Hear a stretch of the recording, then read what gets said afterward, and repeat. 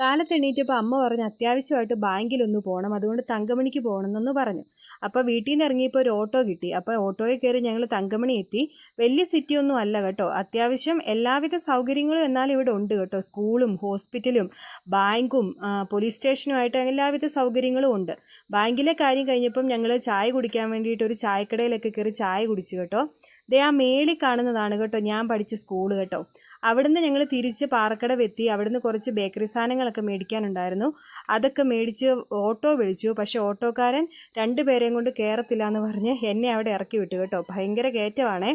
അപ്പം ഞാനിങ്ങനെ നടന്നു വന്നപ്പം വഴിയരികിതേ ഈ തോടൊക്കെ ഉണ്ട്. അപ്പം ഞാൻ ചുമ്മാ വീഡിയോ പിടിച്ചതാണ്.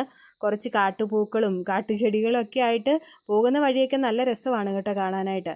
അങ്ങനെ വരുമ്പോഴാണ് ദേ ഈ ചെടി ഞാൻ കാണുന്നത്. ഇതിൻ്റെ പേരെന്താണെന്നൊന്നും എനിക്കറിയത്തില്ല, ഞാൻ ആദ്യമായിട്ട് കാണുന്ന. നല്ല രസമുണ്ടായിരുന്നു പൂ കാണാൻ. പിന്നെ വഴിയരികിലെല്ലാം നിറയെ പേരയുണ്ട്. അപ്പോൾ അതിൽ നിന്ന് 2-3 പേരയ്ക്കൊക്കെ പറിച്ച് ക്ഷീണമൊക്കെ അകറ്റി ഞാൻ പതുക്കെ കയറി വരുവാണേ. 1-2 കിലോമീറ്റർ ഉണ്ട് പാറക്കടവിൽ നിന്ന് വീട് വരെ കേട്ടോ നടക്കാൻ. ഇത് വരുന്ന വഴിയിൽ ഒരു ഇഞ്ചി കൃഷിയാണ്. ഇഞ്ചി പറിക്കാറായെന്ന് തോന്നുന്നു, എല്ലാം മഞ്ഞച്ച് നിൽക്കുന്നു. പിന്നെ തങ്കമണിയിൽ നിന്ന് പൊറോട്ട വാങ്ങിയായിരുന്നു, അത് വീട്ടിൽ വന്ന് കഴിച്ചു. അതിനോടൊപ്പം തന്നെ കുഞ്ഞിന് കൊച്ചു ടി വിയും വെച്ചു, അതിൽ ലില്ലിയായിരുന്നു.